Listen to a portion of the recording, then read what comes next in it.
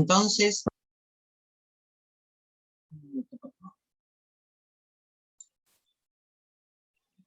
Vamos a retomar entonces lo que veníamos trabajando del seminario de la angustia. Lacan va avanzando en este seminario en varias situaciones y en varios ejes. Uno es la articulación con el deseo del analista. Sigue profundizando el universo de la falta a partir del objeto A. Su articulación con el amor, o sea, el deseo del analista y el amor. Ustedes saben que habíamos partido de Margaret Little, y entonces a partir de lo que Margaret Little va a definir como la contratransferencia, Lacan le opone y le pone como obstáculo a la contratransferencia el deseo de analista. Pero como vamos ubicando el universo de la falta en las DIN, las ficciones del deseo que se oponen al término de real, como Lacan lo va ubicando en este seminario, vuelve en todo momento al seminario de la ética, que es el último que vimos en la última jornada para aquellos que participaron en ella. Les voy a recordar, aunque sea algo, como dicen, de perogrullo, el concepto que está en el seminario de la ética y que lo tienen en el trabajo del blog, donde está este seminario, que es el seminario de la ética, para recordarles, cuando Lacan avanza con el universo de la falta y las ficciones del deseo, el concepto de Das Ding, que no es tan fácil de ir ubicando, porque el concepto de Das Ding está entre el principio de realidad y el principio de placer. Cuando Lacan avanza en este seminario para ubicar la angustia entre el deseo y el goce, van a ver que llega a un punto donde el deseo es lo único que le pone un límite al goce. Y entre el deseo y el goce, algo que se acerca a lo real y a la dimensión del deseo, es el surgimiento de un deseo que está ahí apareciendo, es la angustia, el sentimiento de la angustia, esa que no engaña, esa que no es sin objeto. Así que voy a retomar, para los que lo tienen ya trabajado va a ser un recuerdo, para los otros que todavía no lo han visto será algo nuevo, pero me parece que cada vez que uno vuelve sobre ese seminario, que es realmente el eje para el concepto de goce, y el concepto de Das Ding, necesitamos volver a considerarlo. Porque Das Ding es también la causa. O sea, el objeto A es la causa del deseo, pero Das Ding es también la causa. Y lo que hay en Das Ding, nos dice Lacan, es un verdadero secreto. Porque realmente hay un verdadero secreto en el principio de realidad. ¿Cuál es el secreto del principio de realidad? Que cuando funciona, aísla al sujeto de la realidad. Es llamativo, pero este principio de realidad aísla al sujeto de la realidad. ¿Por qué? Estamos siempre en la estructura de la neurosis. Si bien en este seminario hay un párrafo que yo puse la reunión anterior y que está en la presentación de mi seminario anterior, que habla de la perversión y la psicosis, y que también vamos a meternos aquí con el masoquismo y el sadismo, como ya lo venía planteando a lo largo de este tiempo, fundamentalmente es para ubicar la estructura de la neurosis, que es la más difícil. Si bien la psicosis es compleja, la estructura de las neurosis realmente es muy difícil. Y hay que pasar varias capas para poder llegar a ese centro. Entonces, el principio de realidad aísla al sujeto de la realidad y solamente ve la realidad con trozos elegidos de la realidad. O sea, el neurótico, de acuerdo a su singularidad, elige trozos de la realidad a los cuales se dirige. Por eso, cuando uno escucha dos amigos o dos compañeros y hablan de la misma realidad, van a ver que la realidad que ellos dicen, uno es diferente a la del otro. Porque la realidad que cada neurótico percibe es por un trozo elegido de esa realidad. Se presenta como la realidad, en un discurso reflexivo, en un discurso articulado. Pero el pensamiento es inconsciente y no llegan a ese discurso más que en la medida que son verbalizados. O sea que dentro de ese discurso articulado, ¿no?, y ese discurso reflexivo, uno tiene que captar esos pensamientos inconscientes que van surgiendo allí. Son verbalizados, pero hay que poder escucharlos. Y de manera muy precaria, el neurótico llega a encontrar ciertas astucias, gracias a las cuales logran engranarse en su pensamiento las ideas y que emergen siempre de la manera más enigmática.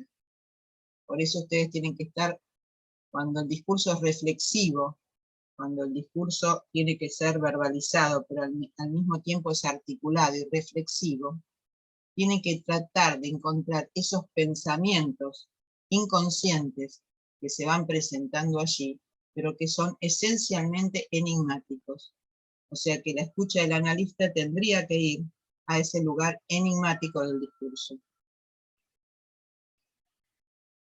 Cuando las pueden enunciar, cuando las pueden hablar, introducen un mundo artificial, un mundo de ficción. ¿Por qué? Dice Freud, dice una cosa que Lacan las rescata, dice que el neurótico siempre encuentra las razones para decir por qué en determinado momento está de mal humor, de tal humor, no le pasa nada. ¿Por qué? Porque el verdadero mecanismo de lo que es este deseo, esto que está emergiendo de su pensamiento inconsciente, todavía no está articulado. Allí el analista debe aportar el trabajo para que esos pensamientos puedan surgir y al mismo tiempo encontrar su causa. Recuerda cómo responde el neurótico. El neurótico responde a las primeras inscripciones. Siempre está capturado por las primeras inscripciones. Entonces, ¿qué es esto? Es del orden de la escritura, de lo que ha quedado escrito de esas primeras inscripciones. La primera, a determinada edad, antes de los 4 años. Poco importa en qué momento. Freud tiene esta característica de ir ubicando las fechas. Para nosotros podría ser bueno esto también. A los 4 años. Más tarde, a los 8 años, se organizan en función de recuerdos inconscientes. O sea que tenemos las primeras inscripciones que van apareciendo a partir de los 4 años y a los 8 años se traducen en recuerdos inconscientes. ¿Cómo se presentan? Como recuerdos encubridores.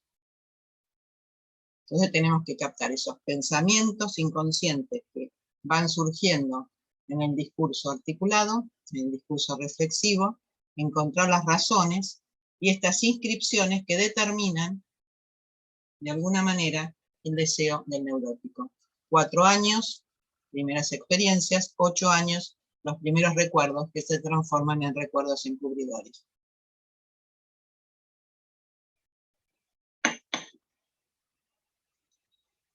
Entonces, todo el camino que va desde ese inconsciente hasta la articulación en la palabra, todo sucede entre percepción y conciencia.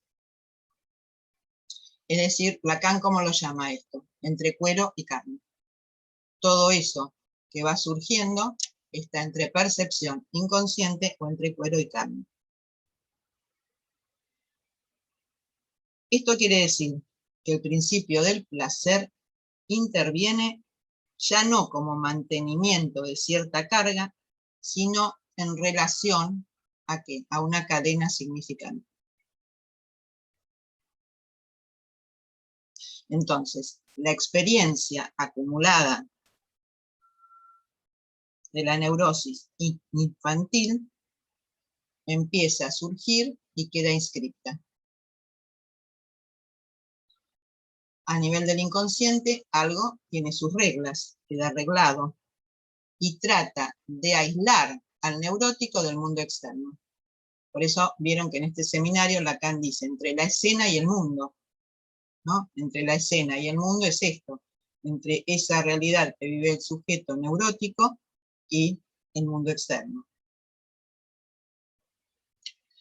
La estructura regla la carga y la descarga, y la función la retiene.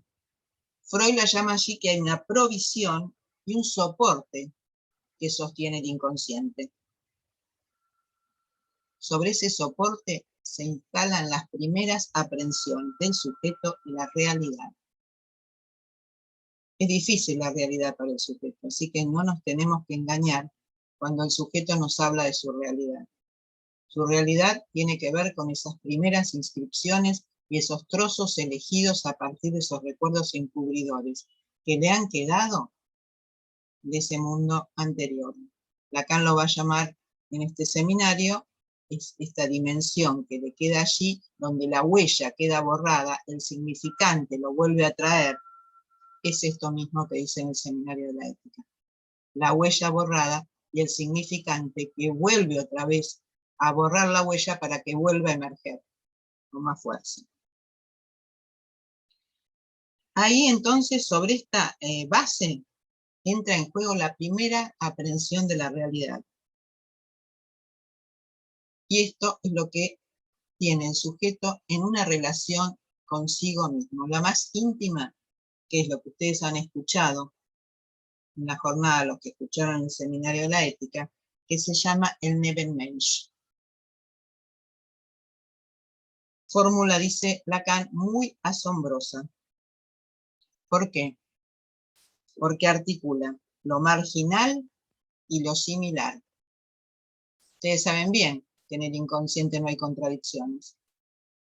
Entonces, este Nebenmensch articula poderosamente lo marginal y lo similar, lo que queda separado y lo que es idéntico.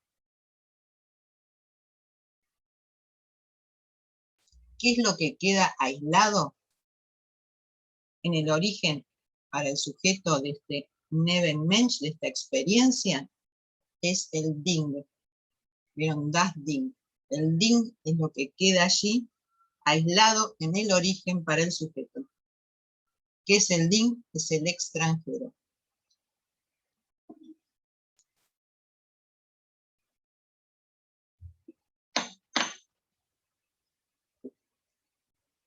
Entonces, el complejo, dice Lacan en este seminario, del objeto está dividido. El Ding es extranjero, es hostil a veces, es el primer exterior y es lo que se organiza para el sujeto todo su andar. Pero este andar es de control, es de referencia y está en relación al mundo de los deseos. O sea, cuando Lacan avanza aquí por la dimensión del deseo, hay que tener en cuenta, porque él remite muchas veces al seminario de la ética en este seminario, porque ya lo venía trabajando, ¿no? Entonces es un andar de control, de referencia, en relación al mundo de sus deseos. Se trata de encontrar algo, pero esto que se trata de encontrar, siempre hay una dificultad y no lo puede encontrar. ¿Por qué? Porque ese objeto inicial está perdido. Entonces, ¿qué hace el neurótico con ese objeto perdido? Espera siempre algo mejor o algo peor. Depende de cómo arme su discurso en la comedia o en la tragedia, como decíamos en la reunión anterior. Si la tragedia siempre va a esperar algo peor de lo que ya sucedió en otro momento, que ya fue bastante malo. Y si no, si está en el momento de la comedia, va a la búsqueda de algo mejor. Siempre hay un fracaso en ese encuentro. O lo peor o lo mejor siempre tiende a fracasar. Pero hay algo allí que lo está esperando. Das Ding, ese era el Ding. es algo que se aleja de la realidad. Das Ding es algo totalmente diferente. Das Ding es el otro absoluto del sujeto.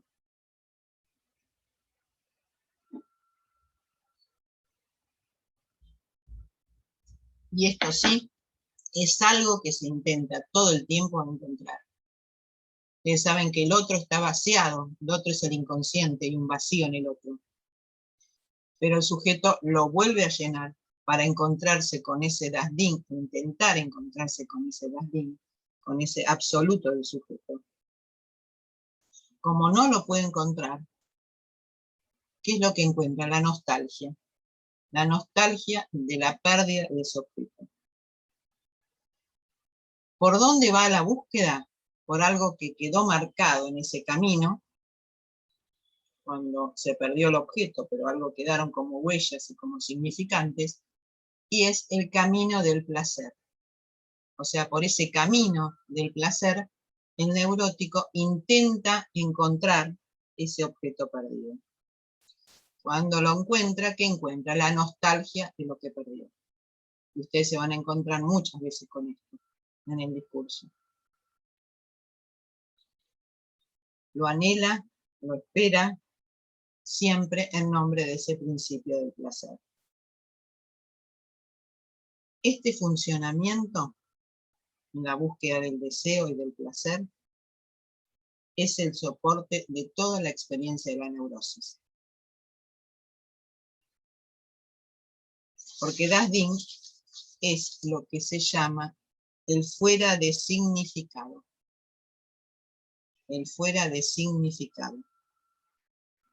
Y en función de ese fuera de significado y de una relación patética con él, el sujeto en la neurosis conserva su distancia y se constituye en un modo de relación de afecto primario anterior a toda represión. O sea, es previo al movimiento de la represión. Das Ding, entonces, en Das Ding se realiza la primera orientación, la primera elección de objeto, la primera orientación subjetiva. Y ahí está la elección de las neurosis. Histérica, fóbica, neurosis de angustia, como dice Lacan tomando a Freud en este seminario, neurosis obsesiva. O sea, en ese tiempo se hacen las elecciones de las neurosis. ¿Qué es lo que se organiza también allí? Lo opuesto, lo inverso, lo idéntico. Bien, se organiza algo que queda mudo, lo que queda silenciado. Lo que queda mudo y lo que queda silenciado es Das Ding, esa realidad que comanda y ordena. Es lo que se calla. Son las cosas en tanto mudas. El verdadero resorte del funcionamiento primario, como lo llamaba Freud. Cosas mudas, que no es exactamente lo mismo que cosas que no tienen ninguna relación con las palabras. Tienen relación con las palabras, pero han quedado mudas. Y especialmente con una palabra fundamental, que ahí sí le van a escuchar los que trabajan la psicosis, el problema del Das Ding, que es el tú. O sea, tienen relación con una palabra fundamental que es tú. ¿Qué representa la emisión, la articulación, el surgimiento fuera de nuestra voz de este tú? Que puede surgir de nuestros labios en un momento de desasosiego, en un momento de desamparo, de sorpresa en presencia de algo que es el prójimo privilegiado para nosotros alrededor del cual giran siempre las preocupaciones de las neurosis. Y siempre no deja de embarazarnos. No creo, dice Lacan, que en este tú de devoción, en el que tropieza a veces toda manifestación de la necesidad de cariño, porque el sujeto busca siempre ese lugar del cariño, porque siempre le falta, aunque haya tenido demasiado.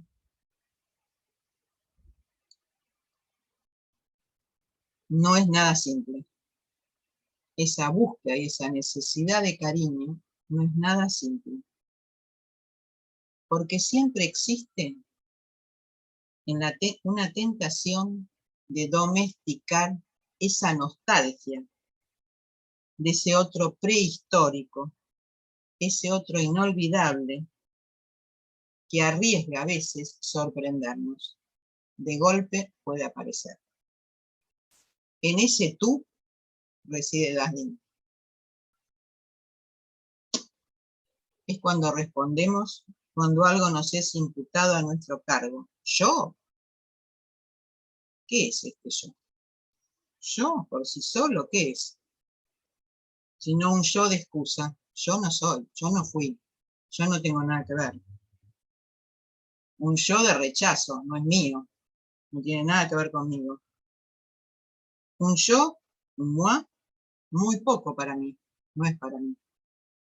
El otro lo tiene y yo no lo puedo tener, porque no es para mí eso. Es un yo que aunque me lo den, yo lo rechazo. Y que denuncia ahí que el yo en ese momento se está articulando. Es tú, siempre es tú. ¿En relación a qué se articula entonces ese yo? En relación a este lugar que Lacan lo llama el soberano bien, que es Das Ding.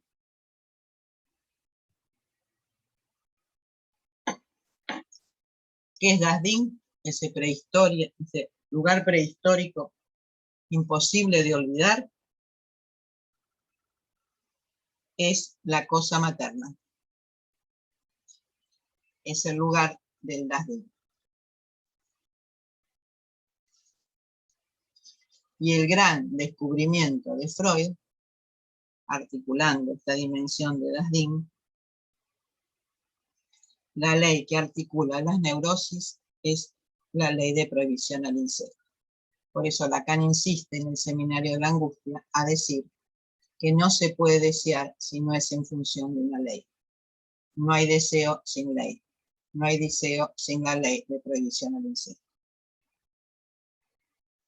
¿Por qué? Porque la ley siempre tiene como consecuencia excluir el incesto fundamental.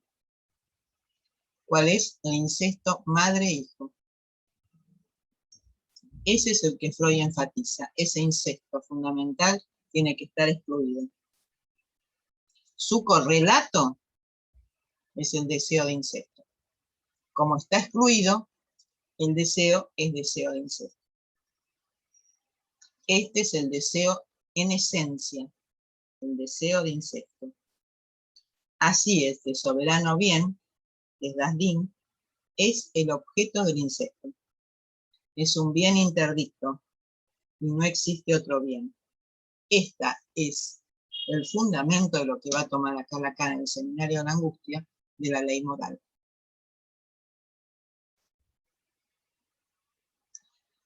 Das Ding está en el centro, en la medida en que está excluido, es decir, que está formulado como exterior. Y la necesidad de enajenación, de alienación, se articula con aquello que es ajeno a mí, que sin embargo está en mi núcleo. Está exterior y este interior. Es ajeno a mí, pero está en mi núcleo. Das Ding, entonces, se presenta a nivel de la experiencia inconsciente como lo que ya hace la ley. Pero ¿cuál es la ley que hace Das Ding? La cosa materna. Una ley de capricho, una ley arbitraria, una ley de oráculo, una ley de signos, donde el sujeto no tiene ninguna garantía. Y este es el origen de los síntomas neuróticos. Se trata entonces de un interior excluido. Exterioridad íntima, Lacan la llama extimidad.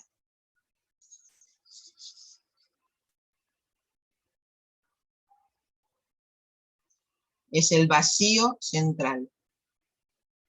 Es el vacío en el centro mismo de nuestro deseo. O sea, no podemos avanzar en nuestro deseo sin este vacío central que se encuentra en este otro prehistórico imposible de olvidar que se llama Dasein. Este vacío se constituye en el centro del sistema de los significantes y articula la última demanda neurótica: ser privado de algo real. Ser privado de algo real tiene que ver con este Dasein. Y esta demanda de ser privado de algo real está ligado esencialmente a la simbolización primitiva que cabe enteramente en el don del amor. Bueno. Y entonces se va a tratar para Freud de la función ética del erotismo. Yo les recordaba esto, está igual el texto en el blog, así que lo pueden leer, todo completo, que es mucho más largo que esto que les leí. Solo les quise recordar el concepto de Dasein para poder pensar de alguna manera cómo se constituye el deseo y por qué Lacan en este seminario, en el seminario de la angustia, vuelve permanentemente al seminario de la ética. Bueno, ahora me meto nuevamente, luego de recordarles este concepto, que lo pueden volver a leer ahí en el blog, y en todo caso, si quieren la próxima. Les quiero decir que el 16 de septiembre no voy a estar, así que no voy a dar este seminario, y la próxima reunión va a ser el primer jueves de octubre. Tengan en cuenta esto, porque hay un quinto jueves este mes, así que el 16 no voy a dar el seminario, y nos encontramos aquí el primer jueves de octubre. Así que bueno, tienen tiempo para meterse en el blog, leer todo el trabajo, y si quieren hacerme las preguntas, van a ser bienvenidas. Bueno, nosotros entonces vamos a avanzar en el seminario de la angustia, en el camino del deseo, la articulación con el amor, y para llegar a la angustia entre el deseo y el goce. Veníamos, ¿se acuerdan?, de la contratransferencia de Margaret Little. ¿Ahí alguien levanta la mano? ¿Paula? ¿Quería preguntar algo? Bueno, seguimos. Entonces, vamos en el camino al deseo del analista, ¿no? Entonces Lacan nos dice esto: la dificultad que tenían los analistas, ¿no? Vamos ahora al camino del deseo. Yo les presenté cómo se constituye el deseo. Cómo se constituye a partir de esa prohibición, a partir de ese Dasein y esa ley caprichosa, ese lugar prehistórico. Bueno. Ahora vamos a avanzar con el deseo y la dimensión del amor y el goce.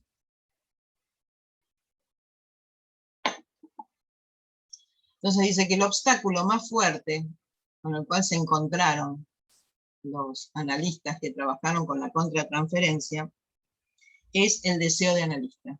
El deseo del analista. Acá lo llama deseo del analista, pero van a ver que más adelante Lacan, cuando toma el deseo como el deseo del sujeto, no va a decir del analista porque no lo presentifica, sino que va a decir deseo de analista. Bueno, acá lo dice deseo del analista. ¿Qué es lo que nos dicen? Una primera definición que nos dicen estos analistas que tomaron la contratransferencia, que es que es importante la participación del analista en la contratransferencia. Es un compromiso del analista.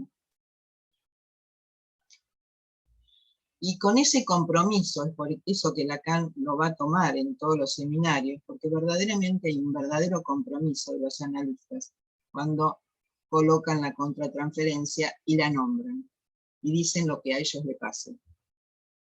Entonces dice, cuando ellos cuentan esto, van a ver ustedes que hay vacilaciones, que van desde la responsabilidad más extrema del analista, en función de lo que transcurre con su paciente, hasta la más completa retirada. O sea que ellos no tienen nada que ver y suspenden el tratamiento porque no pueden avanzar. ¿Por qué dicen ellos? Ellos dan una definición, que es la única que encuentra Lacan, más o menos con alguna posibilidad, pero tampoco le da mucho lugar, que es esta, que es aquello que reprime en el análisis como significante. Una de las definiciones que nos van a dar los que trabajan con la contratransferencia es esto: es todo aquello que el psicoanalista reprime en lo que recibe en su análisis como significante. Pero esta definición, dice Lacan, no nos alcanza. Porque siempre va a quedar por fuera de esta definición el deseo del analista. ¿Por qué? ¿Qué es el deseo? Y ahí se mete, ¿no? Y entonces dice, hasta ahora, en los seminarios anteriores, estuve tratando de diferenciar el deseo de la demanda. Luego, dice, introduje algo nuevo, que es la relación del deseo con la ley. Y entonces vuelve a lo que dice en el seminario de la ética, escuchar, que es el cuerpo central del edificio psicoanalítico, que lo que está claro, lo que constituye la sustancia de la ley, es el deseo por la madre. O sea, ese das Ding, esa cosa materna inicial, que constituye el deseo incestuoso como prohibición, pero al mismo tiempo como constitución del deseo, es el deseo por la madre. Y que inversamente, lo que normativiza el deseo mismo, aquello que lo sitúa como deseo, es la interdicción del incesto. Es el deseo por la madre y en simultaneidad la interdicción del incesto. Y entonces acá dice, vamos a tener que articularlo con algo que se llama el erotismo. El mismo término que utiliza Lacan en el seminario de la ética. Cuando va al deseo por la madre, el deseo incestuoso y la prohibición del incesto, lo articula con el erotismo. Entonces dice que la manifestación edípica, la sadiana, es la más ejemplar. El deseo se presenta como voluntad de goce. Sea cual sea el lado por el que se manifieste, ya sea del lado sadiano, no dice sádico, no sádico, dice sadiano, como voluntad de goce, ya sea que se presente por el lado sadiano o por el lado del masoquismo. Incluso dice, esto para el fantasma, ¿no? Pero dice, incluso en la perversión, en donde el deseo se presenta como lo que hace la ley, o sea, una subversión de la ley, de hecho, es ciertamente el soporte de una ley. Siempre es, aún en la perversión, el soporte es una ley. Si algo sabemos, dice él, del perverso, es que lo que aparece desde afuera, desde el exterior, como satisfacción sin freno, es una defensa. Miren qué interesante lo que dice. Lo que nosotros encontramos en el perverso, que va más allá de los límites, que es una dimensión sin freno, una satisfacción sin freno, dice que esto es una defensa. Una defensa y una puesta en ejercicio de una ley, en tanto que frena y suspende y detiene al sujeto en el camino al goce. O sea, hay una dimensión sin freno en la búsqueda del exterior, pero siempre hay una ley, algo que viene ahí a frenar.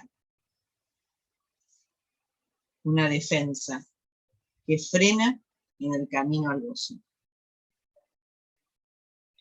Entonces, la voluntad de goce, que es lo que venía diciendo antes, en el perverso, es como en cualquier otro sujeto, aún en la neurosis, es una voluntad que fracasa.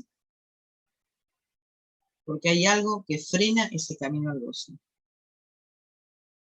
Siempre encuentra su propio límite, su propio freno en el ejercicio mismo del deseo. El perverso no sabe al servicio de qué goce está su actividad. Nunca al servicio de su propio. No sabe al servicio de qué goce está, pero nunca el suyo. Y esto, nos dice Lacan, siempre articula la perversión para ir a la neurosis, porque es lo que nos da la posibilidad del camino a las neuroses. El neurótico, en el camino ejemplar que nos condujo en su descubrimiento, hace un paso decisivo, que es la ley moral. La verdadera naturaleza del deseo.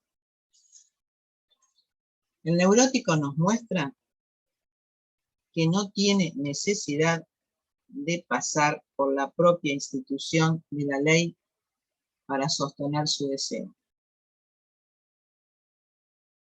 Más que cualquier otro sujeto, dice el neurótico, pone de relieve este hecho ejemplar, que solo puede desear según la ley, pero nunca puede dar el testimonio de su deseo.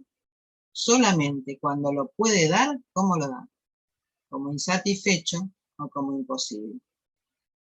O sea que vamos a encontrar en esta elección de las neurosis inicial, que nos decía Lacan en el Seminario de la Ética, una marca del camino de la elección de las neurosis para mostrarnos si este camino del deseo solo se va a presentar en la histeria o en la neurosis obsesiva. Y siempre se va a presentar ¿de qué manera? Como insatisfecho o como imposible. Tenemos que saber avanzar con esta dificultad que la estructura de las neurosis nos presenta.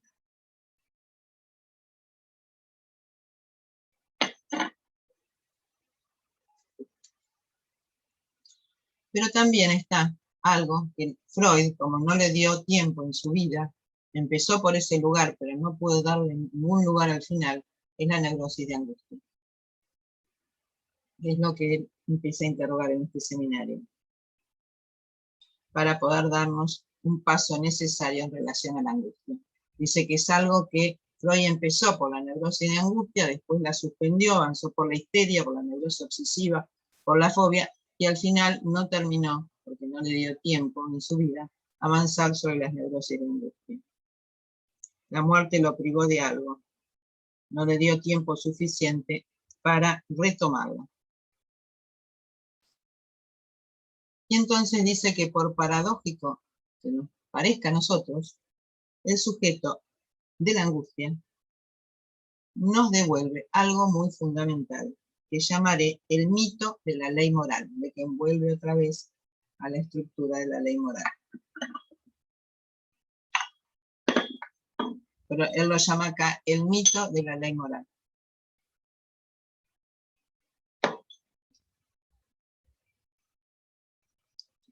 ¿Qué es la ley moral?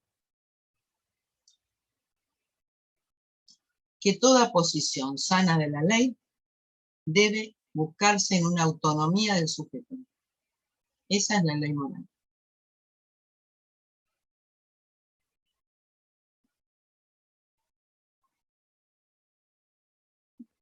Y esta, dice él, es como el avance de la historia de las teorías éticas y morales, la noción de autonomía del sujeto. Pero esta autonomía del sujeto es solamente para la neurosis una defensa. Porque la ley moral es heterónoma. Hay una ausencia de la autonomía de la voluntad. La ley moral es heterónoma, es decir, ausencia de autonomía de la voluntad. ¿De dónde proviene? De lo real.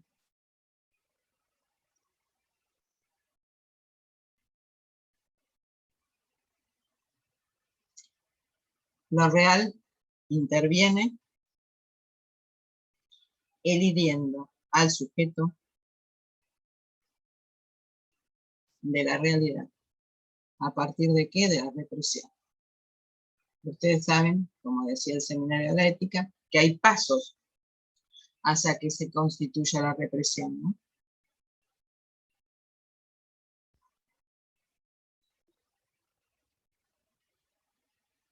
Lo que recibe este nombre, es decir, la represión, el pleno sentido a partir de una función sincrónica, una primera aproximación, que es lo que les decía antes, que se llama borrar las huellas.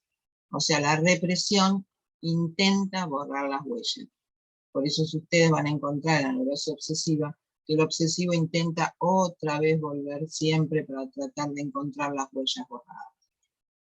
O sea, no se ajusta el significante, sino que siempre va a la búsqueda, por eso son todas las vueltas que da el neurótico, que siempre va al mismo lugar y retoma el camino una y otra vez, porque intenta todo el tiempo borrar las huellas del significante. Pero todos saben, dicen, que las huellas no se pueden borrar, no se borran. Y aquí reside la aporía. Es decir, la primera dificultad, la primera paradoja, en que las huellas no se borran. Por eso se elaboró, para pensar que las huellas no se borran, se elaboró la noción de significante. Entonces, no se trata del borramiento de las huellas, sino del retorno del significante al estado de huella. No es tan fácil el significante, ¿no? Entonces, lo que queda abolido, dice Lacan, es el paso de la huella al significante. Es una tachadura, una marca de la huella. Porque el significante es lo que salta con la intervención de lo real. Lo real, ¿qué hace? Remite siempre el sujeto a la huella. ¿Y qué hace? Termina con la abolición del sujeto. Lo real va a la huella y quiere la abolición del sujeto. ¿Por qué? Porque no hay sujeto sin significante. Por eso no se puede ir a lo real tan rápidamente, sino que hay que pasar, como decía Lacan al comienzo de este seminario y en otros momentos, por la dimensión del significante y del objeto, porque solo por el orden simbólico que se puede abordar lo real. ¿Por qué? Porque lo real trata de abolir la noción de sujeto. ¿Por qué? Porque no hay sujeto más que de un significante para otro significante. O sea, un significante es lo que representa al sujeto para otro significante. O sea que no hay posibilidad de sujeto sin la intervención del significante.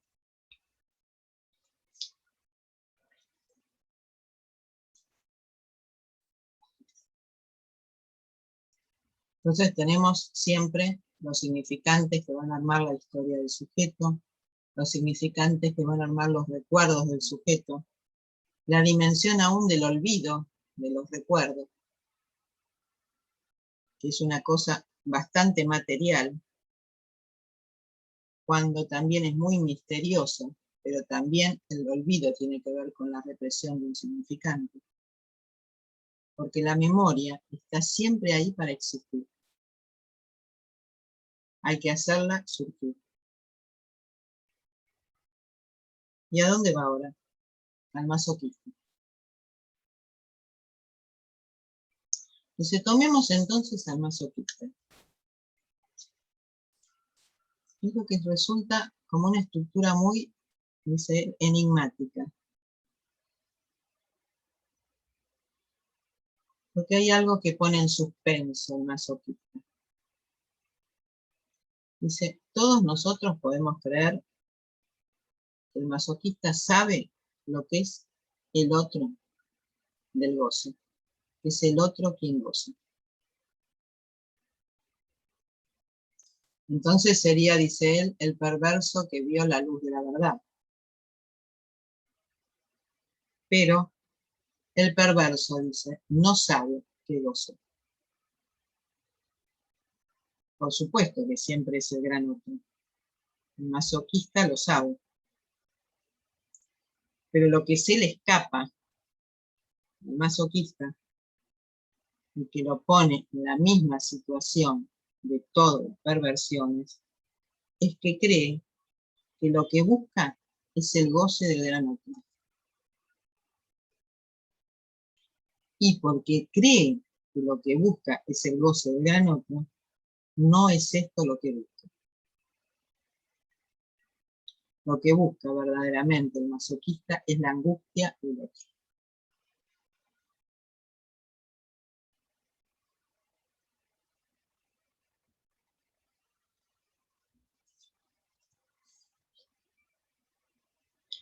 Dice, no significa que trate de molestarlo. A falta de comprender qué significa el goce del otro, busca la angustia del otro.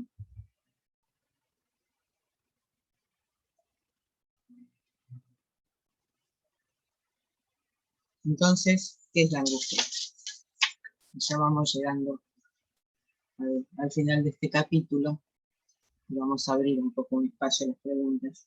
En todos estos conceptos, ven los rodeos que va dando Lacan para ir mostrándonos el camino del deseo, el camino de la articulación con el deseo del analista, el camino de articulación con la dimensión del goce, a partir de la neurosis y de la perversión como modelo para la neurosis. Entonces, lo que busca es la angustia del otro. ¿Pero qué es la angustia? La angustia es una señal, Freud ya lo decía, ¿no?, que se produce en el yo y que concierne a un peligro interno, dice Freud.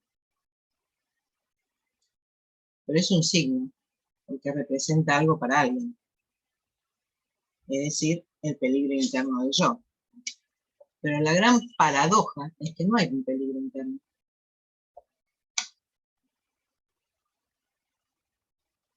¿Por qué? Porque la envoltura del aparato neurótico no tiene interior, al ser de una sola superficie. Entonces, como no hay interior en el aparato psíquico,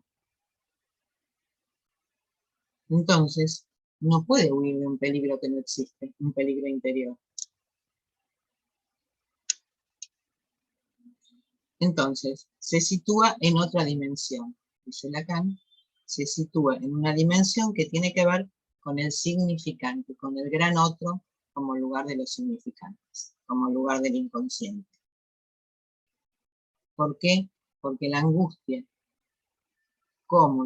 es la manifestación específica del deseo del gran otro. O sea, no es tan fácil estar en relación al deseo del gran otro. Cuando alguien está en relación al deseo del gran otro, la manifestación específica de ese deseo, ¿cuál es? La angustia.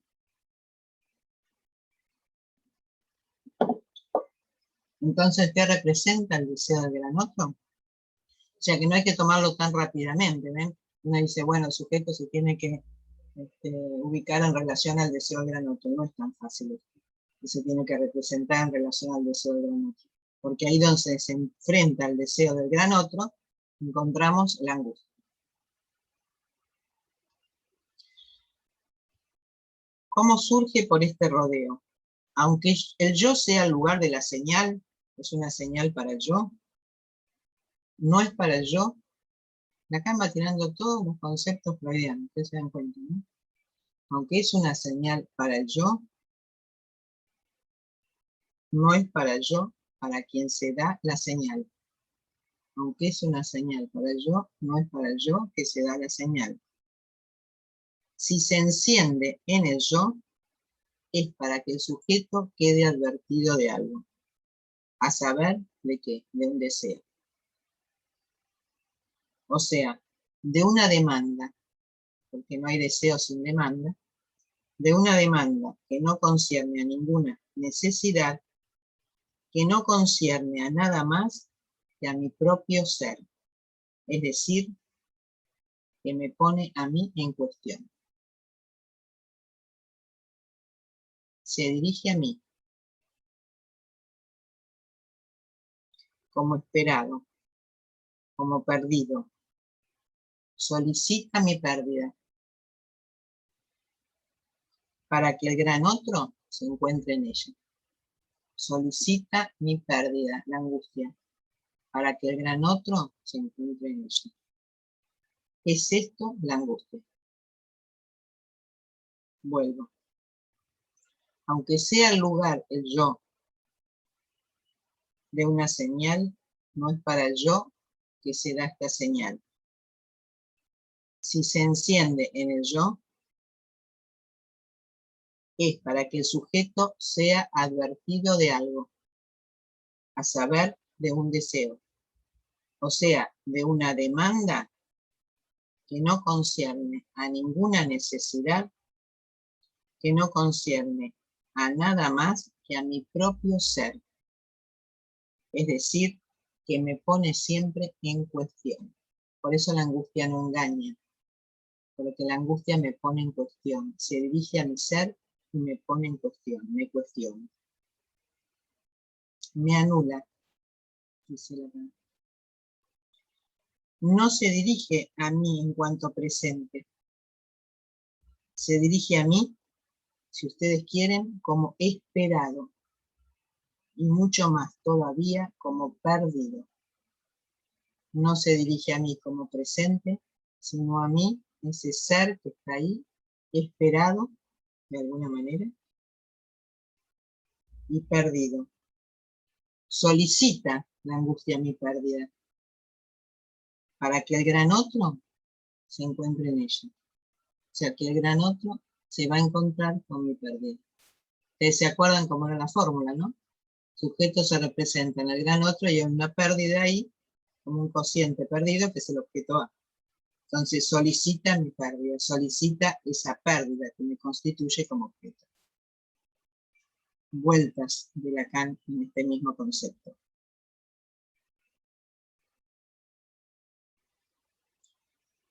El deseo del otro no me reconoce. Uno siempre va a pedir el reconocimiento del otro. ¿Qué dice Lacan? Este reconocimiento siempre es imaginario. Ese pedido de reconocimiento del otro siempre es imaginario. Pero está muchas veces presente. Quiero que el otro me reconozca. En tal cosa, en tal otro, ¿no? Pero el deseo del gran otro no me reconoce.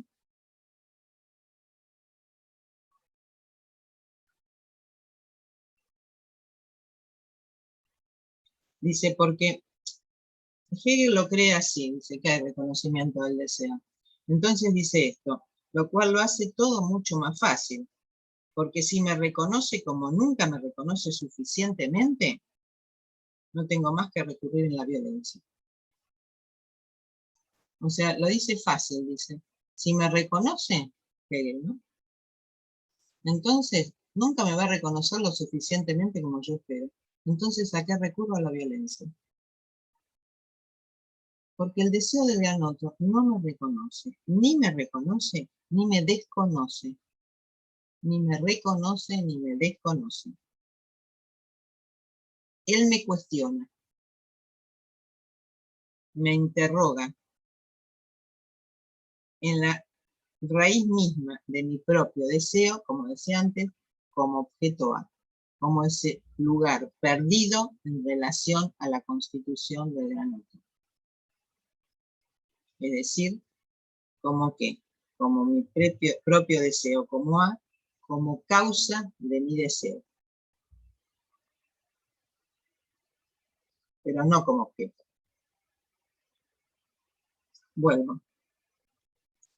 Él cuestiona, me interroga en la raíz misma de mi propio deseo como objeto A, como causa de dicho deseo, y no como objeto.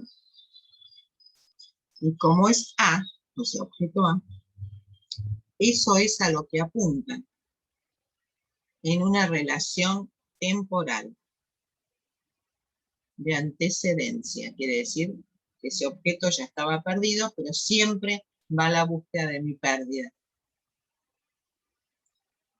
Pero entonces no puedo hacer otra cosa más que romper esa captura, y entonces la única forma que tengo es comprometerme en ella. Por eso es tan valiosa hacer surgir la angustia, porque es el único lugar donde el sujeto se compromete en la raíz misma de su ser, en su causa de deseo, en ese objeto perdido que lo constituyó en relación al lugar del gran otro.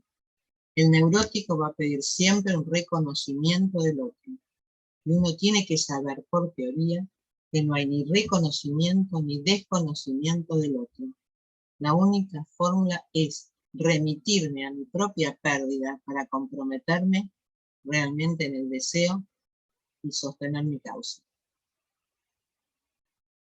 Y ahora se preguntan, pero ya no lo va a desarrollar, ¿qué es el deseo en el plano del amor?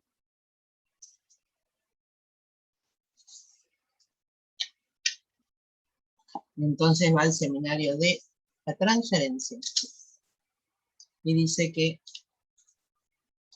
la función del deseo en el amor, en la medida en que el deseo interviene en el amor, pone en juego algo en él que no concierne al objeto amado. Cuando el deseo interviene en el amor, no concierne al objeto amado, deja acá, y esto lo va a desarrollar más adelante, así que no me pregunten por esto porque no está desarrollado acá, entre el deseo y el amor. Esto queda acá como pregunta en el final de estas vueltas que nos va dando Lacan sobre la relación del objeto, la causa del deseo y la pérdida con la cual el sujeto se tiene que encontrar, para interrogar la relación entre el deseo y el amor. Bueno, muchos conceptos muy ricos, muy importantes para la clínica, para no confundir los conceptos y para saber cómo responder en cada momento. Cuando el neurótico nos pide reconocimiento, nos pide ser reconocido, que nunca está reconocido suficientemente, y si realmente hay reconocimiento, nunca va a ser lo suficiente, y entonces entra en la violencia o en la resistencia en la transferencia. Así que Lacan nos empieza a aclarar los conceptos para que no nos confundamos en la clínica de las neurosis. Bueno, ¿se les ocurre alguna pregunta entre todos estos conceptos?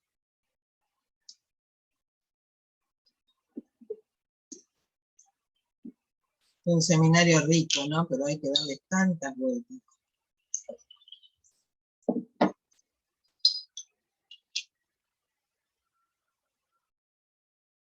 Tres participantes levantan la mano. Adriana, Alicia, Liliana. Adriana. Hola. Buenas tardes a todos. Gracias, Marga. Muchísimas gracias. Si querés empezar de nuevo, no me opongo.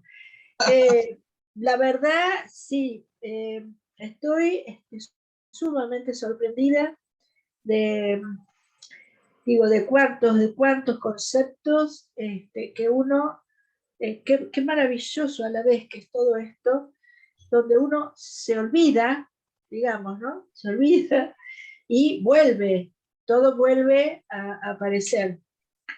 Y uno tiene que volver a la vez. Quiero decir que se me habían ocurrido muchas preguntas, pero me las olvidé. Y la que te quiero, lo que me queda así es una pregunta que muchas veces vuelvo a ella, porque, bueno, a ver, si podés abrir el punto de la elección de la neurosis.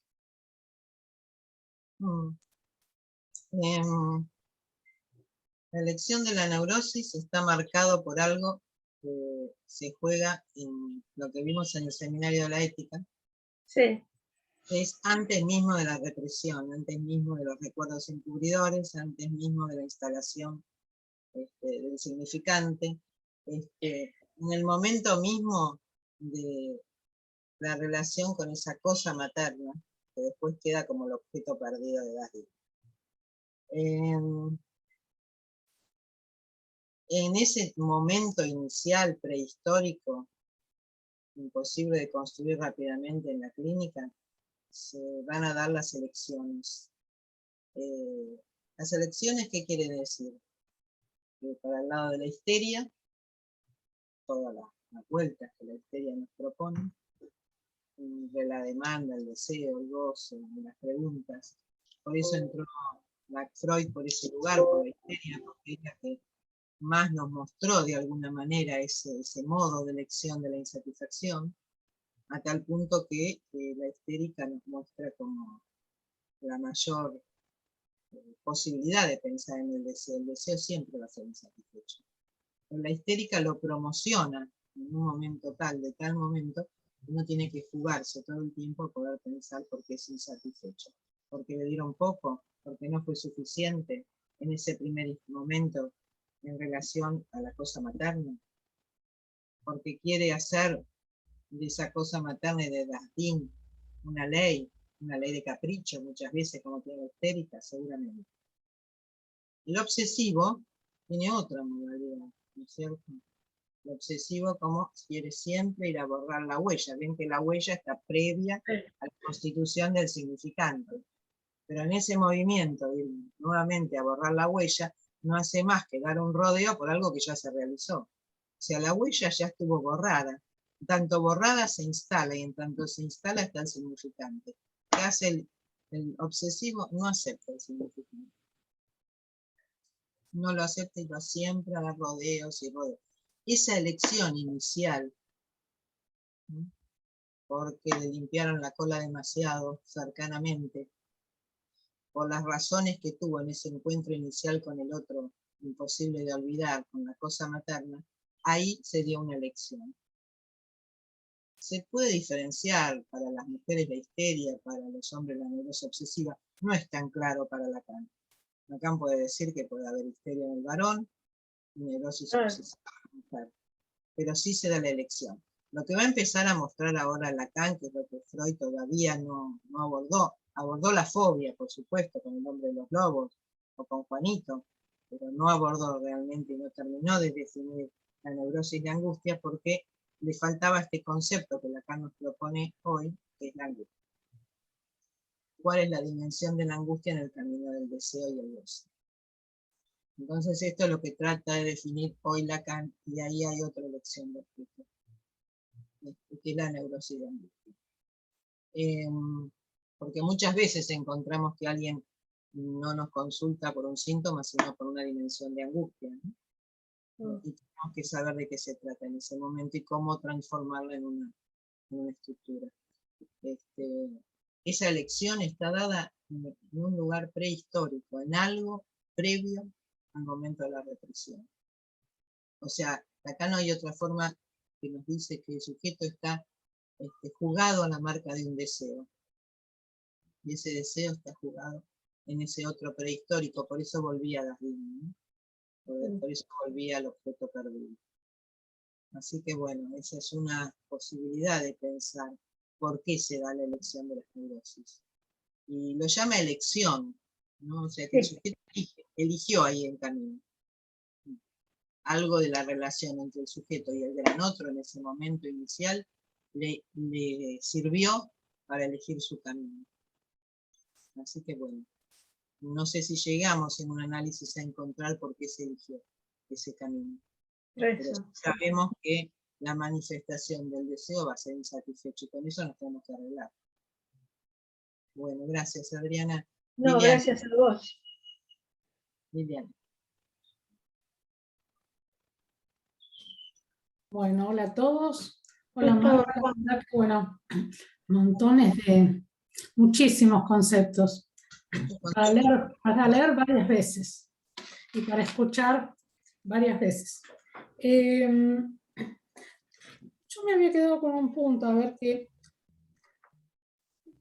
Quería ver si lo podías ampliar un poquito. Cuando en relación a la contratransferencia que traías del caso de Margaret Little, vos decías ahí que el obstáculo más fuerte es el deseo del analista.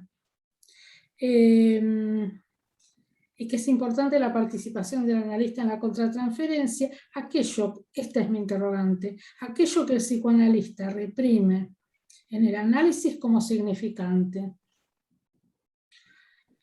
Porque siempre va a quedar por fuera el deseo del analista. Si lo podrías abrir un poquitito. Porque el significante no toma toda la fórmula de fantasma. No. El analista, con el deseo del analista, tiene que entrar en el fantasma fundamental, ¿no? El deseo del analista, el comienzo de la cura, el comienzo del tiempo de entrevistas preliminares, es la posibilidad de que el analista entre en ese fantasma, en ese lugar fundamental que nos presenta el sujeto. Pero el significante no es un objeto, está el objeto también. Entonces, el deseo de analista tiene que ver con la causa del deseo, no solo con el significante. Por eso, como Lacan insiste que la causa del deseo está en relación al objeto A, el analista representa al gran otro, ¿no? Y tiene que excluir su fantasma para poder entrar en el fantasma fundamental del analizante. Ese fantasma se constituye del significante, representando un sujeto para otro significante, en mayor o menor distancia del objeto A. Entonces, ¿qué falta a esa fórmula de que es la represión del significante en el propio análisis? Le falta el objeto causa del deseo. El objeto como pérdida, como dice Lacan, de esa relación del sujeto en relación al gran otro. Entonces, por eso, el deseo del analista no es significante. El deseo del analista contiene la causa del deseo. El objeto A como causa del deseo, la relación con la falta.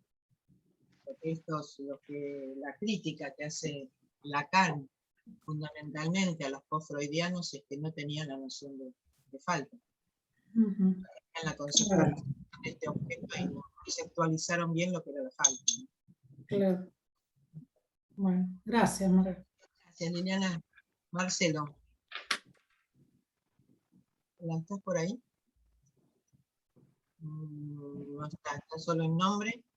No te veo. A ver. A ver. Ahora sí. ¿Me ves? Ahora bueno, sí. ¿me ves? Bueno, gracias Marga, ¿cómo te va? Bueno, saludos a todos. Bueno, no, a ver desde donde yo te he podido seguir. ¿A dónde se llega en un análisis? Por sobre todo, bueno, voy a tomar desde que llegaste a la angustia, no antes, para tomar una parte. Lo anterior era muy, muy interesante, todo eso básico, también muy complejo, pero esto que te quería preguntar, a ver, primero, ¿qué relación encontrás vos que tiene cuando aparece la angustia? Te sigo en este sentido, como a donde se llega en un análisis, en un tránsito de análisis. No lo puedo pensar por fuera de eso, como conceptualmente, obviamente que sí, pero como dentro de esta praxis. Entonces, cuando vos decís, porque ¿qué quiere decir deseo de analista? Eso me gustaría, si podés ampliarlo. en tanto que cuando esta señal para quedar advertido de un deseo que en el fondo es ir develando el A como causa. Ahora, el A como causa es que ahí hay una falta que ha causado todo esto. Ahora, ¿qué relación tiene ese momento de la angustia, esa demanda que se dirige a mí, eso esperado, que consiste que ahí me pierda yo para que se encuentre el otro, el deseo del gran otro, con el significante? Ahí es una pregunta que te hago. En ese momento donde queda perdido, para que quede el otro, como diciendo, es algo así, Marga, como que la estructura se muestra, queda desnuda, es un momento del análisis donde el objeto causa se va a mostrar como aquello que falta. Y bueno, pasa a ser eso mismo, pasa a ser causa, porque ahí hay una falta, un reconocimiento de la falta. ¿Qué relación ahí podés decir que tiene ese momento con el significante? Dado que, ¿qué quiere decir el deseo del gran otro? Porque toca el significante del deseo del gran otro. Entonces, es una cosa. Y la otra sería una disquisición que yo hace tiempo me hago. Que, ¿por qué se ha nombrado objeto? Obviamente que no queda otra, pero la nominación de objeto a una falta, yo la encuentro como medio complicado para captarla. No sé si me explico, ¿no? O sea, que el hecho de que se le haya puesto objeto, obviamente, porque es un objeto, en toda la ciencia se llama objeto aquello que se estudia, que se trata de discernir, pero en este caso no lo ayuda mucho, dado que lo que se encuentra ahí es una falta central. Pero nada más, muchas gracias, Marga. Bueno, varias preguntas.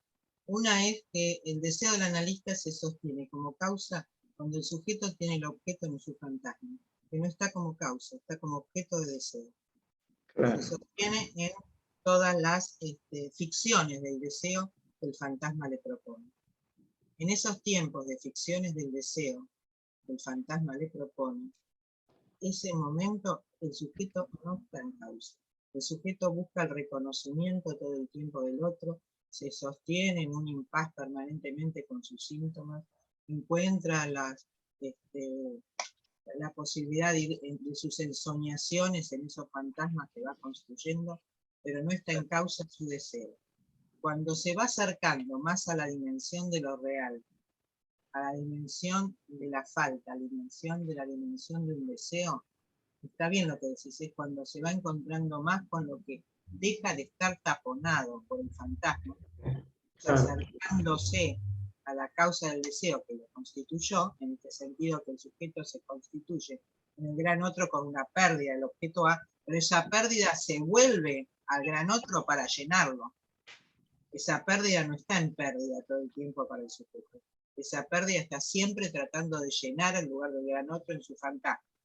Entonces, en ese momento de acercamiento a un deseo, ahí hay pérdida de goce, hay pérdida, todavía no lo llama acá pérdida de goce, pero podemos nombrarlo así, pérdida de goce, pérdida de deseo. El sujeto se encuentra con su pérdida y eso es lo que solicita la angustia, para que su deseo se ponga en causa. Se pone en causa por la angustia y vuelve otra vez el circuito de la repetición. O sea, hay momentos de la cura donde esto se pone en causa, arma su camino, deja de tener el deseo insatisfecho por un ratito, deja de tener el deseo imposible por otro ratito, arma su camino, deja de la procrastinación para el erótico en general, no solamente para el obsesivo, siempre para más adelante, pensando que el fantasma le propone la vida eterna. Entonces, puede de alguna manera pasar al acto cuando algo de eso, ¿no? Cuando algo de eso, no como Hamlet que cuando pasa al acto se muere, sino que esperamos que el neurótico pueda pasar al acto mucho antes de su muerte, todos los tiempos de la repetición, y la angustia arma su camino. La angustia es la señal de eso, la señal de ese encuentro. ¿Por qué se llama objeto? Es un objeto muy particular en la mirada y la voz, los objetos del deseo. No es cualquier objeto, no es la persona objeto, no es el falo como objeto, como lo en algún momento. Es un objeto muy particular. Para el deseo es un objeto que es la mirada, no es la visión, es la mirada que cae en el momento en que uno puede armar algo del fantasma cuando mira una pintura. Es la voz que de alguna manera instituye el super yo, instituye la ley del padre, instituye la prohibición al incesto, ¿no? Entonces digo, no es cualquier objeto, son objetos privilegiados, y Lacan lo llama así porque no es cualquier objeto, es un objeto particular que contiene en su centro la falta.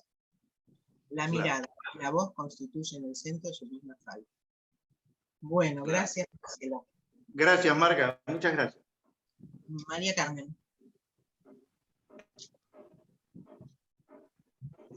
Bueno, buenas tardes a todos. Gracias, Marga. Bueno, muy bueno lo que trajiste. Hoy estaba escuchando la grabación anterior, que recomiendo bárbaro, la verdad, realmente contar con esta posibilidad de volver a escuchar las grabaciones, porque es maravilloso.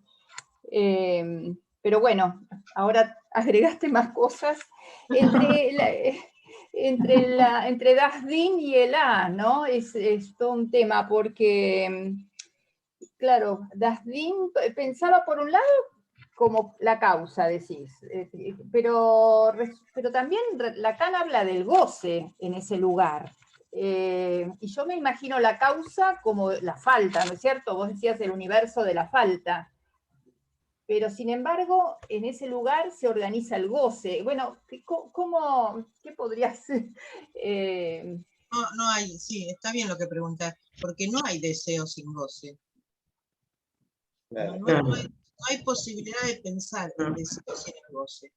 El goce es necesario para el sujeto. No es que la demanda, el deseo y el goce pertenecen a tres registros diferentes. La demanda al imaginario, el deseo a lo simbólico, el goce a lo real.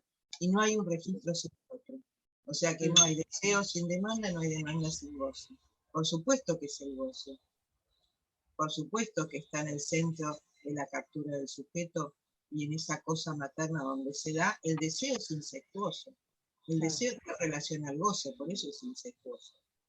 Hay una prohibición, aún en la perversión, como veíamos en el masoquista o en el sádico, que cuando va al camino al goce hay algo que lo frena, porque siempre hay una ley que impide que ese camino se lleve, no hay posibilidad del goce del otro tan directo.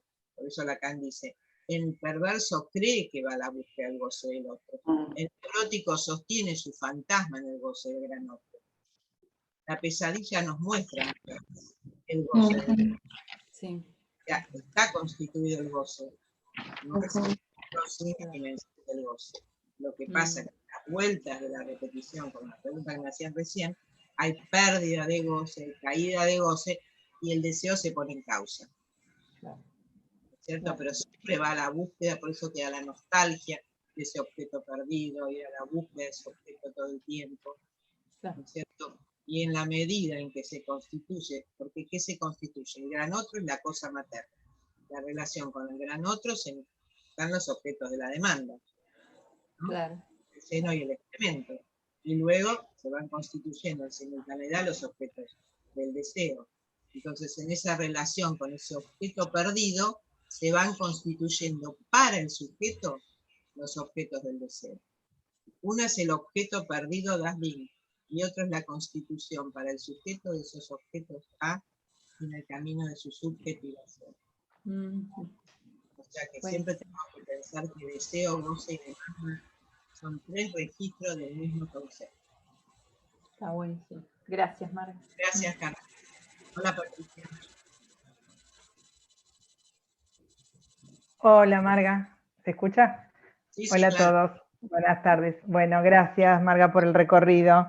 Sí, muy bueno y complejo a la vez. Te quería hacer una pregunta sobre el Das Din,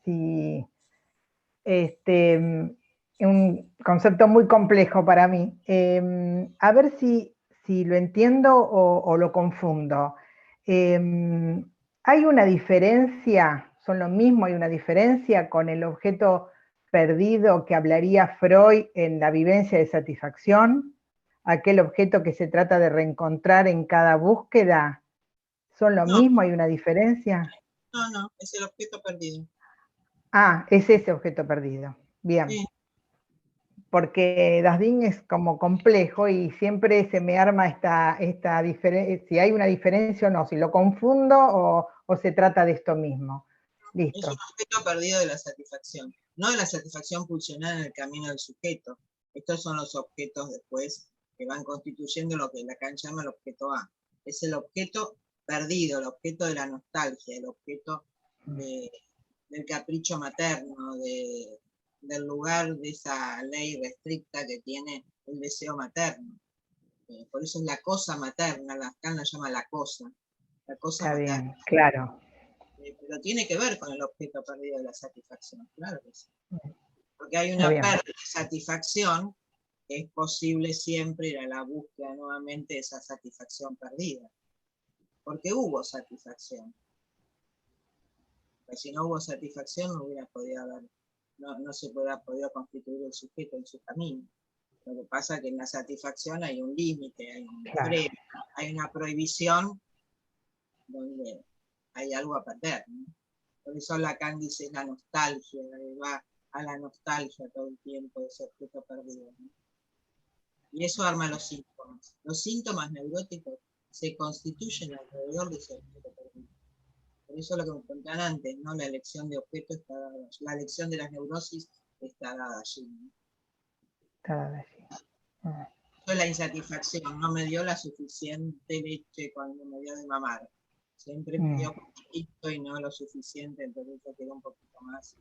Nunca me alcanza y cada vez que me alcanza ya no lo quiero más. Así damos la vuelta en la historia todo el tiempo, ¿no? Cuando llega a lograr algo, la insatisfacción cada vez es mayor, ¿no? Yo escuchaba hoy a una analizante. ¿Quién le pone un límite? Hay que considerar estos tiempos, ¿no? A esa insatisfacción irrestricta que tiene este sujeto, el COVID. Qué loco, ¿no? Hoy la escuchaba. Ella tuvo el COVID, lo pasó bien, no tuvo problemas realmente. Pero dice que no se quedó, una mujer que siempre, yo se lo traigo muchas veces como ejemplo, no siempre la busca de más y más. Cuando llega a lograrlo, ya no es eso lo que quiere otra cosa. Y los hijos no son como ella querría, porque quieren que se muevan y hagan cosas. ¿Y qué le dejó el COVID?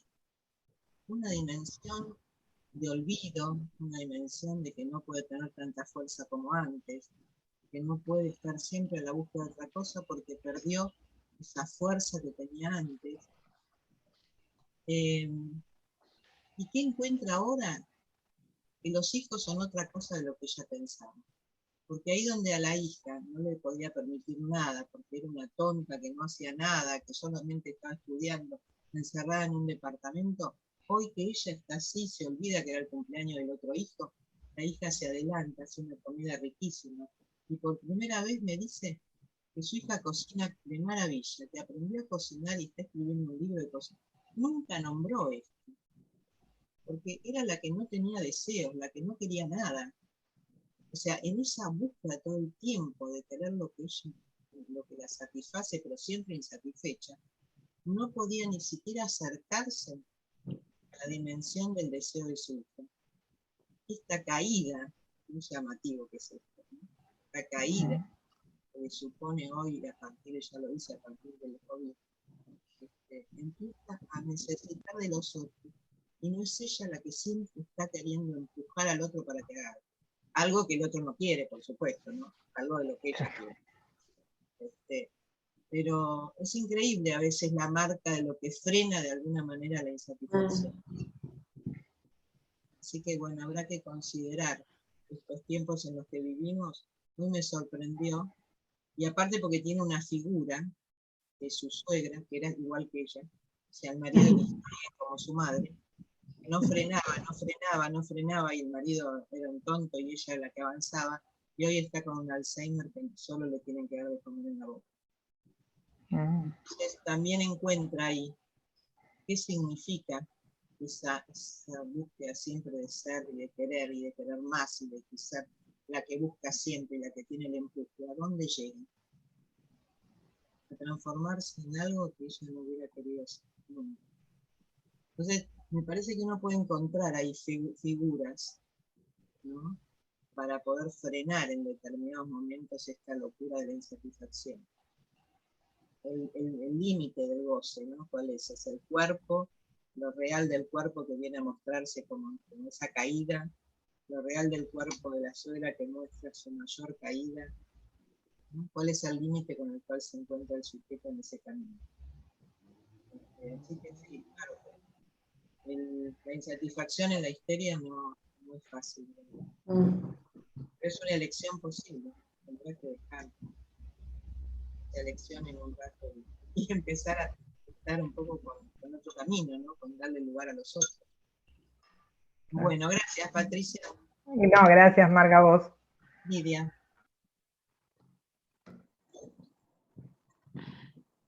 Hola, ¿qué tal? Me dicen que tengo conexión inestable a internet. No sé si se me entiende. Se te escucha, sí. Porque a mí me apareció un cartel y aparte que venía escuchando mal, que creo que es mi conexión. Bueno, agradecerte, Marga, realmente. También, como Adriana, tenía preguntas, pero voy a tomar una sola. Quería preguntarte, ¿qué diferencia? Siempre cuando hablan de la ley moral, me hago lío. ¿Qué diferencia hay entre ley moral y ley del padre? Y si podés retomar esto de que es heterónoma y que proviene de lo real. Heterónoma porque no es autónoma. Heterónoma quiere decir que no hay voluntad, no hay una posibilidad de autonomía de la voluntad. Sí, sí, sí. Eso es heterónoma. Y el sujeto cree que puede tener autonomía. La ley del padre te muestra que no hay ninguna autonomía posible, porque hay una relación al gran otro, una dependencia al gran otro, con lo cual la autonomía del sujeto no existe, y la ley del padre prohíbe de alguna manera algo de esa dimensión de relación de la dependencia al otro, pero necesaria para la constitución del sujeto. O sea que la ley moral lleva a esto, ¿no? A pensar que uno puede ser autónomo. Eso es lo que dice acá en este seminario. Pero la verdad no existe la autonomía del sujeto. La dependencia y la alienación es fundamental para la constitución del deseo. Es un invento, dice, de la filosofía, ¿no? La filosofía va por la ley moral, no es la ética. La moral no es la ética. La ética es lo que Lacan va considerando en de Dastin, en esta dimensión de la voluntad de goce, que tampoco existe, porque no hay voluntad de goce, tampoco aún una perversión, pero el sujeto cree que existe. Esa creencia hace que no exista al mismo tiempo. Así que moral y ética son dos cosas diferentes. La ley de la ética son la caída de los ideales, muchos de los ideales. Claro. Bueno, gracias Lidia, Marta y Alicia, y ahí terminamos. Hola Marta. Hola, no te escuché. Bueno, muchas gracias, muy, muy interesante, muy lindo. Yo ya tenía una pregunta de otros encuentros que había escuchado esto en la neurosis, el síntoma frena al sujeto en el camino al goce. Y hoy traes en la perversión que esta escena, este exceso, ¿no? Que arma, como decía, dice, la satisfacción sin freno es defensa y ejercicio de una ley, en tanto frena y detiene al sujeto en su camino al goce, ¿no? Digo, este camino al goce, siempre como que me hacía pregunta, si es esto de encontrar este objeto perdido, ir hacia el objeto perdido, o qué significa, qué valor. Las coordenadas, vieron que Lacan dice las coordenadas del placer van mostrando el camino. Las coordenadas del placer van mostrando el camino hacia el objeto perdido. En ese lugar hay algo que frena. Hay algo que no se puede acceder, aún en la perversión. El síntoma es como una marca que viene a cortar, porque el fantasma le propone al sujeto el goce del gran otro. Claro. El fantasma está en la dimensión del goce del otro. Que se pega a un niño es, por eso Lacan insiste en el sadismo y el masoquismo, porque se pega a un niño, como el ejemplo del fantasma fundamental en Freud, es el sadismo y el masoquismo, ¿no? Es el que pega y el que recibe la paliza. Claro. mientras al otro le están pegando. O sea que esa articulación sadomasoquista está articulada en el fantasma, ¿sí? En esa búsqueda del goce del gran otro, el fantasma siempre va a ese lugar.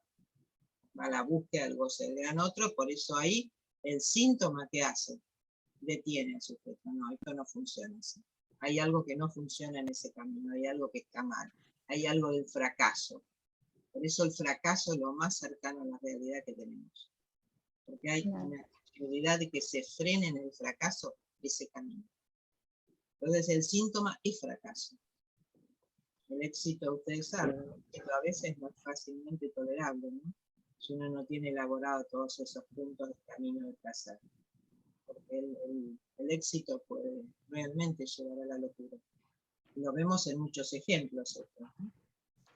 Así que el síntoma es un corte al fantasma. El síntoma viene a pedirle al fantasma seguir ese camino. Por eso siempre decimos que el analista tiene que tener referencia siempre al síntoma, ¿no? Para no quedarse obnubilado en el imaginario del fantasma, donde el sujeto nos quiere llevar. Como decía Lacan, el tú ahí, de privilegio, porque el yo ahí todavía no se constituye. Tú eres el responsable, yo no tengo responsabilidad. ¿Sí? Por eso ahí hay algo que muestra esa intimidad, esa extimidad, que es el prójimo, ese íntimo, que le concierne en sí mismo, y la angustia lo lleva a ese lugar. Es tan importante permitir que la angustia surja. Porque a veces es más fácil permitirle al analizante el camino a la angustia, ¿no? Esta paciente hoy me decía, no, porque yo cuando me siento tan mal voy a hacer tenis, y voy a caminar, y voy a correr, pero tengo una angustia. Digo, ¿por qué no se puede permitir que la angustia surja? Uno siempre la quiere tapar. El tenis, la caminata, la corrida, hacer esto, siempre hay algo para hacer para tapar la angustia.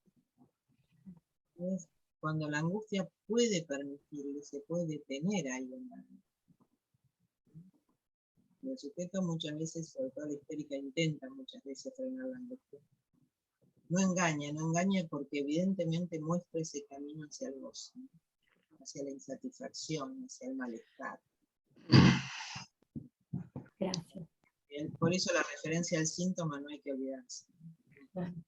Gracias, Marta. Alicia. Hola Marga, hola a todos. Bueno, en principio una alegría la inauguración de nuestro blog y con este trabajo tuyo. Y así que estoy muy contenta y que podamos contar con ese trabajo en nuestro blog. Me parecía como esta vez escucharte un recorrido muy vasto al volver al seminario de la ética y como una vuelta conceptual escuché en muchas articulaciones que fuiste siguiendo esta vez. Voy a tomar una, después el próximo seminario te hago otras preguntas, pero en principio me quedé pensando por esa diferencia que hacías entre la huella y el significante, y allí llegaste al concepto del Nemenbesh, ¿sí? Y ahí decías que articulaba lo marginal y lo similar, y tomabas el DIN. Y me hizo pensar en la clínica, digo, en esto que se puede llamar, o dado en llamar en la actualidad agorafobia. Digo, pensaba en un niñito que tiene una dificultad muy seria con el afuera, pero muy, muy seria. Hasta los sueños traen esta dimensión, una dimensión muy terrible del afuera, que siempre se presenta como hostil, no reconocible, como extranjero. Y pensaba allí entonces, ¿qué fue el impas? ¿Cuál es la dificultad de algo que no se terminó de aislar? ¿No? Ahora me surgió, no lo tenía esto para nada, no tenía esta pregunta, que así que te agradezco por que me engendraste la pregunta con este recorrido de hoy. ¿Qué no se terminó de aislar allí? ¿Qué no se pudo constituir que marcó como un andar con muchas dificultades?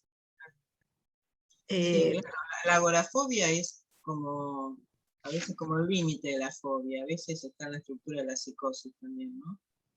En este caso no lo sé, no creo que sea una psicosis, pero hay algo muy fuerte allí, pero bueno. Sí. Si no es la fobia a un objeto, como fuera el hombre, los lobos, las ratas, o No, el perrito, el caballo, no hay no. un animal ahí que determine la fobia, es el afuera mismo. Y entonces, el afuera creo que sí, tenés razón, hay algo del DIN, esa extimidad, este exterior, este interior excluido, que constituye, ¿no?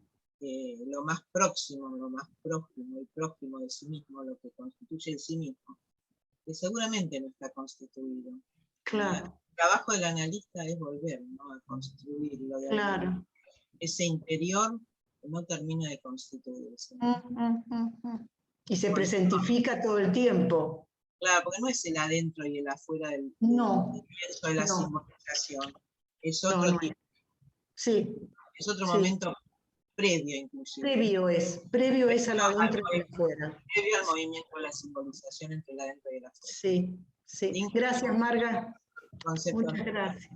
Bueno, gracias Alicia, gracias a todos ustedes, y nos encontramos ahora, les dejo tiempo para que relean el seminario de la angustia y de la ética, y nos encontramos el primer jueves. Hasta la próxima. Gracias. Gracias.